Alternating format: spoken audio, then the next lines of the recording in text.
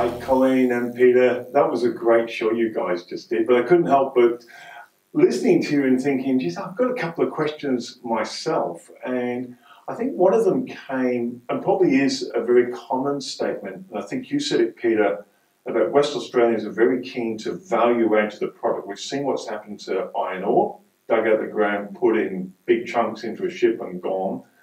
And we're talking about lithium and value adding to lithium. I read a report that said that in an average lithium battery, the lithium comes from Australia, we've got about 0.5% is our contribution to that battery. You did mention the challenge of labour costs as an obstacle that we would have to address, and you mentioned China's done this very, very well. How is that the only obstacle, or is there other things we can do to value add to the batteries that doesn't detract from our wages, as it were, standard of living? It's an obstacle for China. It's not an obstacle for us. This is a new world that's emerging. You don't need low-value labour. You do need high-cost labour because you need very clever people who can manage the robots, the automatic systems, the high science that's needed to make these products. You cannot make by hand the kind of very precise, very pure elements that are needed for the batteries. Now they're using them in cars. The early batteries had a lower quality, and that's now not working. So the BMWs and so on that are saying, we're going to make our own batteries, but this is the standard of material we need. And the Chinese can't make it. So this is the new world. So that's why they're coming to Western Australia. Colleen, through RDA and your talking to various groups, is this the knowledge you're getting as well? This is why WA is becoming very attractive and almost an educational hub to upskill people ready for this new technology.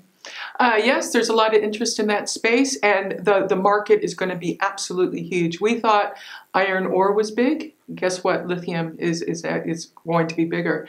I'll give you some sense of that. So in 2016, we had a global electric vehicle stock of around 2 million. That doubled up from 2015. It's projected that by 2025, we're going to have between 40 million and 70 million electric vehicles out there in the market. And a Tesla vehicle, as an example, has anywhere between 45 and 65 kilos of lithium in them. So you take that between 40 million and 70 million, multiply it by the 45 to 65 kilos, that is a lot of lithium. And that's just in electric vehicles. And as what Peter was talking about, in terms of power grid systems, that's going to be even huger. A lot of countries are divesting out of fossil fuels, and so they're going to be looking for the alternatives in terms of how they manage their systems. One thing I want to ask both of you, and we've seen China with its low labour costs and with lithium coming out of there, obviously at a lower grade. But some of those countries tend to politicize, if that is a word, how they sell their stuff. We'll sell this to you, but this is what we want in return. I don't see Australia being that type of country. We tend to produce things and sell it as is without any strings attached. Would I be on the right track that is going to be attractive to foreign buyers, overseas buyers? Well, it is one of the reasons why people come to Australia.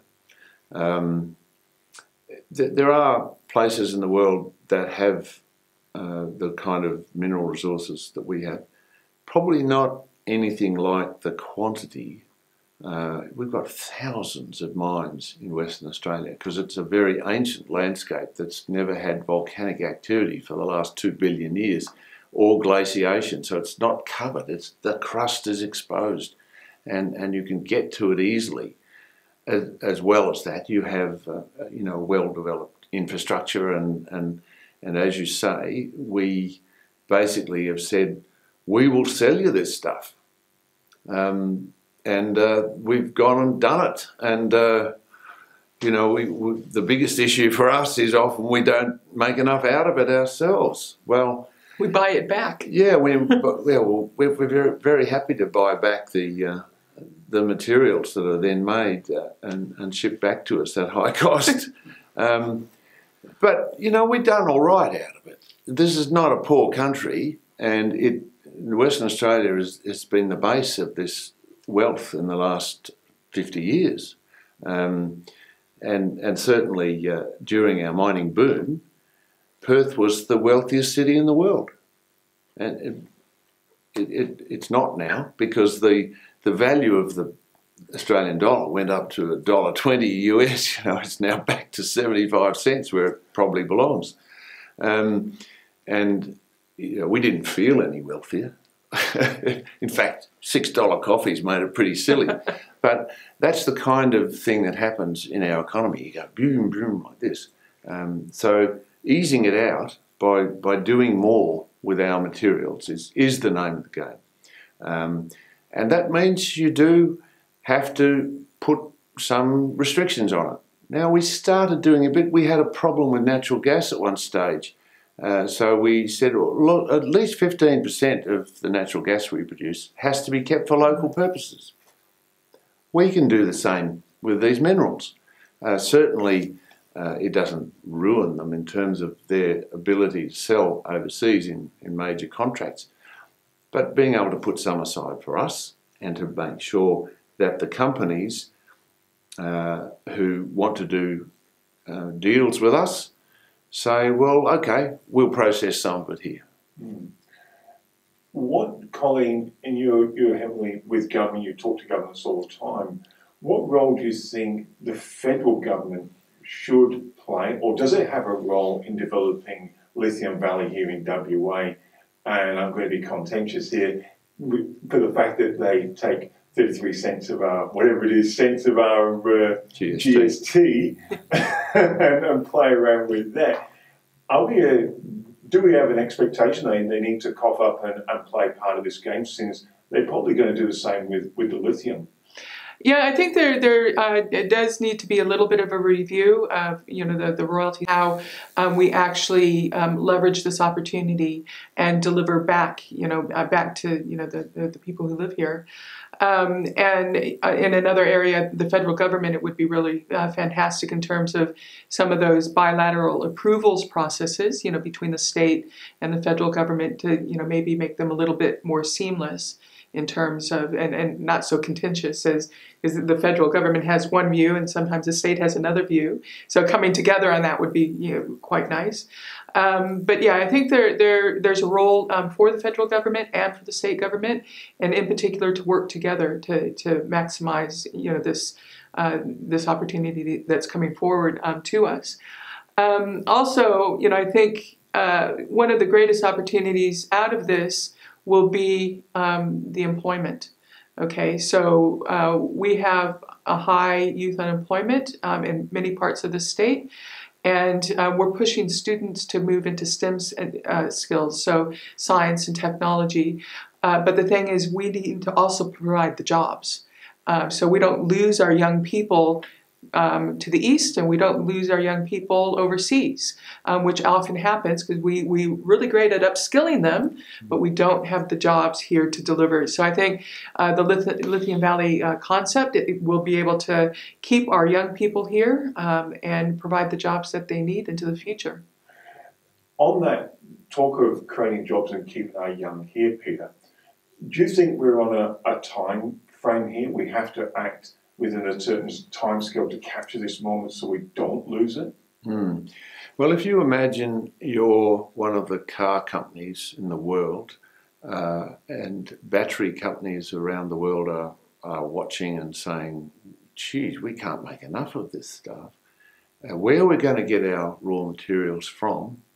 And the car companies are all saying, well, we have got to meet a market, and it's growing very rapidly. And not only that, some cities are now banning diesel and gasoline, and the IPCC is saying we've got to phase it out even quicker than the Paris Agreement. So we've got to get moving here. Whoever can provide us these raw materials, we've got to get moving. That's the sense we have now. It's not like the world is waiting for us to get moving. It has been a bit slow, I must admit. This is probably a 4 to 5 year old idea that I've had, and for the first 3 or 4 years of it, I was talking to myself, and the public servants would say, "Oh no, we don't prick winners for the future. We just let the market do it." Well, yeah, but this is certainly a market, but you've got to focus on it and see what's needed to make it happen, and certainly encourage it. That's not happening now. Everybody can see we need this. And the great thing about Tesla's visit was that they weren't just representing Tesla. They were representing batteries and cars for the future. Essentially, they were representing the future, saying, look, shape up, guys. We need you, but the world needs you as well.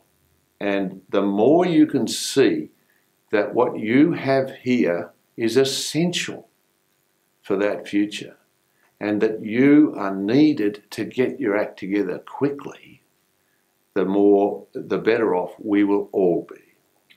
And I am conscious of your time, Peter. I appreciate you staying back. But just one other thing, you said that we obviously have huge supplies of this. We've got the intelligence here to produce the quality. You mentioned before how fast things are changing to battery power, and you mentioned community batteries. Do you think Perth, Western Australia, is in a prime place to be an actual model for an electric-powered city? And I mean the buildings as well as cars. Certainly is, and it's something that we have been saying for some time, and really interesting to see that the people of Perth picked this up more than the powers that be that could have helped to sort of push it, because they weren't too sure whether this is really the right future or not. After all, coal is there, and we've got, lots of interests, and we don't want to upset people. But the people of Perth said, well, we've got the money, we're going to buy solar and put it on the roof and just get going ourselves. We want to do something. And 30% of households, some in the Mandurah area, over 60% of the whole area. And it suddenly became an issue for the utility, who were not that keen about this, but now are, because they can see this is the future. When 70% of households in Perth have solar on the rooftop and there are batteries everywhere, there's absolutely no need for the coal-fired power stations to exist. There would be a question from the community with a misunderstanding. They think a utility company, as a present, produces power and sells it to us. Are we seeing a shift, listening to you there, are we seeing a shift? The utility company now realises we have a role to play in this, in helping the distribution and management of it rather than the production? Is that what I'm seeing? Yes, we are. It's no longer just the utility producing the power and the consumer consuming it. We're now talking about prosumers, people who produce it and consume it. And the interesting thing is that this combination is best done with the grid. You will not find everybody self-sufficient and just having their own power to look after themselves, because that's a very expensive way to do it. And not only that, but you're going to be producing a lot of extra power that you don't need. So what do you do with it? You sell it into the market, and you need a way to do that. So the utilities are now saying, and this is a lesson for the world, they're now saying in Perth that they can quickly adjust to being a group that looks after the grid, and they toll the electrons as they go backwards and forwards, whether it's to the consumer or the prosumer, and the tolling process is enough to pay for the upkeep of the grid. But mostly they don't have to be producing the power themselves. And that will be all produced locally. And what's really great is Western Australia has a system into itself. So we don't have borders where power is being crossed over into other states. So we can have complete 100% control over this whole situation. It's going to be fascinating to watch. I do appreciate your time. Thanks for staying back. I wanted to really ask those couple of questions, or a few questions. Peter Newman, Colleen Yates, and Colleen, your YouTube channel is really taking off and you want people to subscribe. Thank you.